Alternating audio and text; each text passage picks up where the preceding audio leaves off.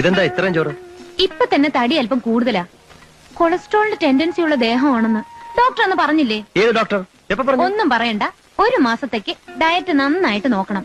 വിഷ്ണുവിന് വല്ലതും പറ്റിയാല് ഏട്ടൻ ഏട്ടന് വല്ലതും പറ്റിയാല് എനിക്ക് വിഷമമുണ്ട്. ഇത്രയും ചോറ് കഴിച്ച് എങ്ങനെയാ ജീവിക്കുക? ഡാഡി ഒന്ന് വെറുതെ ഇരുന്നേ. ഡാഡിയാണ് ഈ ഏട്ടനെ കൊഞ്ചിച്ച് വഷളാക്കുന്നത്.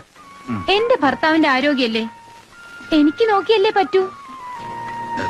വിശക്കൂല്ലേ മോളെ? പട്ടിണി കിടന്ന് ചത്തുപോകും. പട്ടിണി കിടക്കാതിരിക്കാനേ ഒന്നാന്തരം വൈറ്റമിൻസ് ഉള്ള ജ്യൂസ് ഉണ്ട്.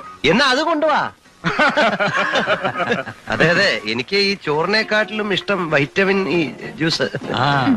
നല്ല ഒന്നാന്തരം വിറ്റമിൻ ജ്യൂസാ. 10 വലിയ പാവയ്ക്ക പിഴിഞ്ഞുണ്ടാക്കിയതാ. ഡോക്ടർ പ്രത്യേകം പറഞ്ഞതാ. ഓർമ്മയുണ്ടല്ലോ അങ്കിൾ? അന്ന് എനിക്കൊന്നും വേണ്ട. You should drink. This is food as well as medicine.